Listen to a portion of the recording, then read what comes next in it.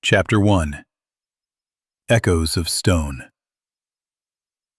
Centuries have passed since the last flame of Mournath faded beneath Mount Rynor. The mountain sleeps under snow and silence, its heart sealed in forgotten fire. Villages rose where ashes once fell, their people whispering myths to children. They spoke of dragons as ghosts, of wings that once carried the sun. But deep within the stone, something ancient still breathes. It stirs once every century, a single heartbeat echoing through the rock. Those who live near Rynor call it the mountain's sorrow. Those who dream beneath it hear a voice whispering their name. On a cold dawn, the tremor came again, soft but heavy with meaning. The ground quivered like a sigh from the earth's buried soul. Birds fled the forests, and rivers rippled though no wind stirred. Old rune stones cracked open, glowing faintly with ember light. In the village below, elders crossed themselves and closed their doors. They remembered the tales of fire that mourns and shadows that wake. But one girl did not hide. She listened. Her name was Aerin, a descendant of Lyra, though she did not yet know it. Her eyes were gray as ash, but within them glowed a faint spark. Each night she dreamed of wings rising through stone. And now, as the mountain groaned, the dream felt near. She ran to the ridge where the world fell away into mist. There, she placed her hand upon the trembling earth. The ground was warm, impossibly warm for winter's breath. A faint hum rose beneath her palm, like a heartbeat in stone. Aerin whispered, "Are you still there?" The air shimmered, not an answer but a memory. Visions filled her mind, firestorms, wings, a voice calling Lyra. She fell to her knees, gasping, her heart blazing with echoes not her own.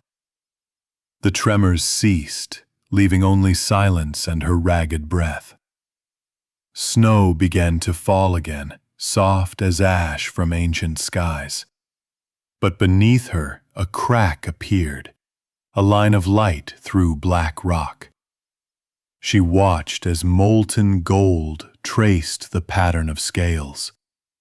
The shape of a dragon's chest, frozen in time, pulsed once, then slept again. Aerin trembled, her voice barely a whisper. "You're real." The mountain rumbled in reply, low and distant, like a sigh. Far above, lightning flashed, though the skies were clear.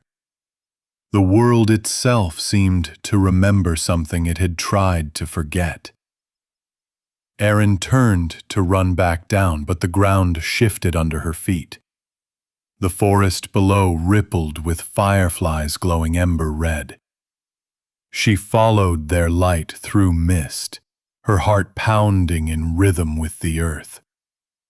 Each step she took felt guided by a force older than thought. At the edge of the woods, she found an old shrine, half buried in roots.